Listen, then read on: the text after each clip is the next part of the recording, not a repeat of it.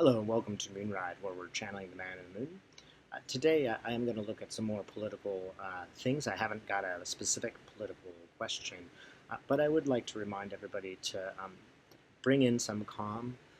If we were looking at Trump's statistical numbers right now, there's no one who would believe that he could win. There doesn't seem any way that he could win with a 15, 20, 30% unemployment rate. I know we all looked at 2016 and we had these expectations and it flopped, but don't let that color everything you view. Rational people, statisticians, even Republican senators do not believe Trump will win right now. This doesn't mean it's over and we should stop, but the chances are really high that he will not win. So, Spirit, what can you tell me about Donald Trump? Oh, that's so funny. He's carrying all these sticks, like that you find in the woods, and he's throwing them on top of a fire, and it's a disaster. It's now like the fire's catching. All the people watching the fire are starting to get concerned. Now the fire has spread to the grassy lands around it. It doesn't immediately hurt the people who are sitting at the fire originally. It sort of goes off in a direction, but it's coming back. This reopening is not going to be a good thing. It is going to be a disaster. It seems like the fire is coming back and even affecting Trump himself directly. You notice Trump has no problem getting a test for himself and for the people around him. They are tested once a week. So he's putting his mask on as I'm watching right now, right? Okay. The fire is raging around these people.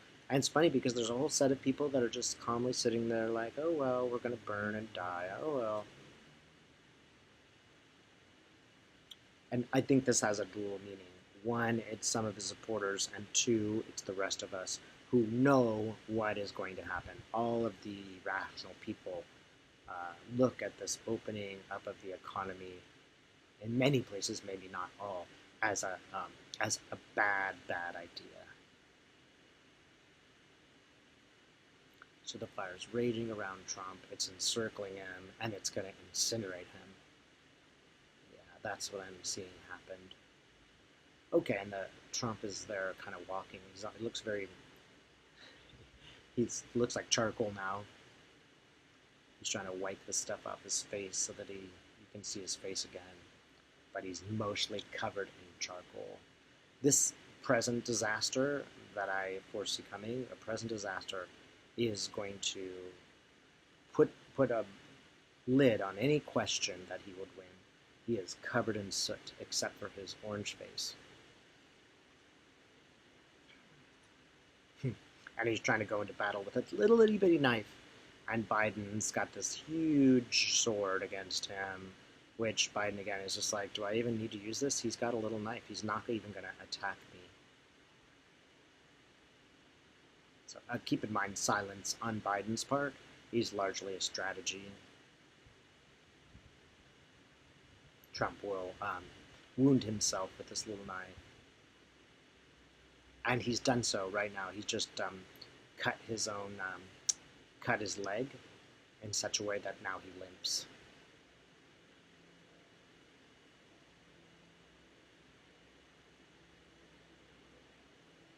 I don't get anything working out for Trump. Everything he's trying is failing. He does seem to be messing with the election. And all it does is make people more assertive in their rights. You try to tell people they can't vote, that's when they'll get up and vote. So it's actually having a back. It's becoming reversed, and it might not be the same in a place where we didn't desperately need them, but in this particular situation, as I look, I do see a lot of just trouble for him.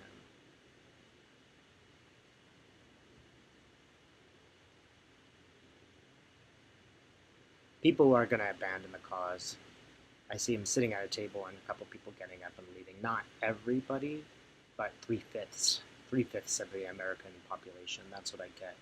3 out of 5 people get up from the kitchen table and are like, I'm not playing with you. I don't like you. And it's really irritating because, of course, he's snickering with the 2 people on his team, like, haha. But, you know, you don't have enough people to win. McConnell looks devastated. He's putting his hand to his head like, oh my God.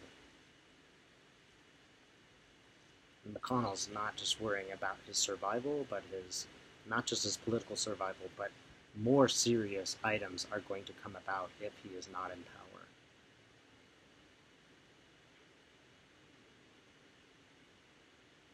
It might be that even Republicans start to distance themselves from McConnell.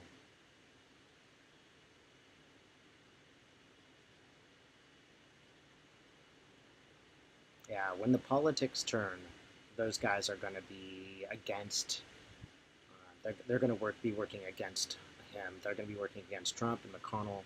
They're going to be keeping their distances, and they're going to sacrifice the Mark Meadows of their encampment when they become the party of minority. Is anything Trump's going to do?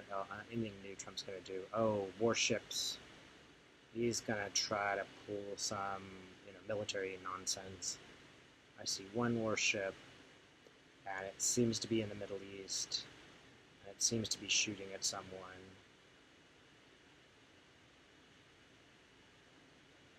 Not very successful. I mean, people are just not rallying behind Trump like they used to.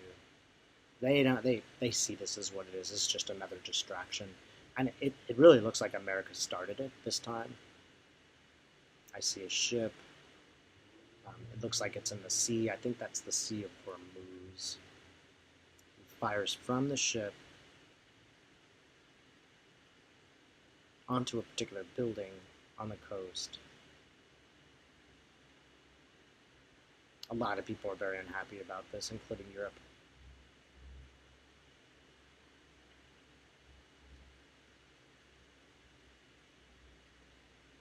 In an interesting way, too, it's kind of uniting Europe because nobody likes America anymore. Nobody trusts us.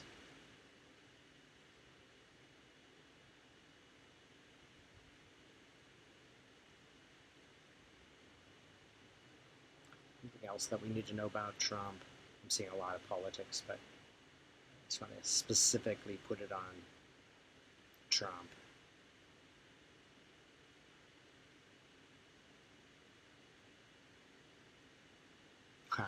It's funny because he's desperately trying to build a wall. He's like a bricklayer, and he's desperate to try to put it together, but it's really of a poor quality, so it sort of falls over. And he keeps trying to patch it up, and the faster he works, the more it falls over, the less efficient it is. And now it's like getting cracks here and cracks there, which he runs and tries to fix, and it's just more and more people are coming after him. And they literally are coming after him. They're coming after him like he's a criminal. Trump in jail, he's crying, he's raging and crying.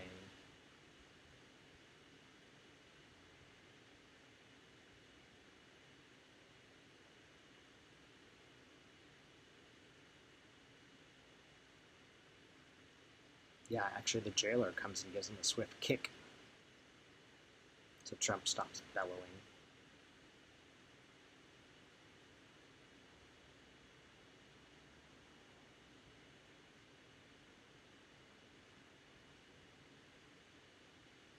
Yeah, this is not going to go well. This reopening, it's going to make it, it's like the perfect example of the incompetence and selfishness of Trump and his cohorts. It is stark. It's so stark that no one can ignore it.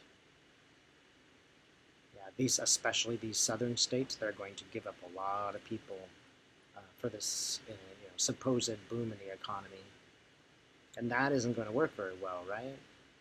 Who would go to a restaurant right now, even if you could? Whereas in states that waited, the economy will be better because people feel secure and safe, right? If Gavin Newsom says that the economy is better, then and you can trust in God, people believe him, right? But they don't believe Trump. So it's going to benefit those states that waited or that put in fairly strict guidelines so that there is not a reinfection. I'm getting a pretty strong feeling that states like California will be very strict, and that there might be a slight uptick in cases, which means that they're going to be they're even more strict, and this will benefit them.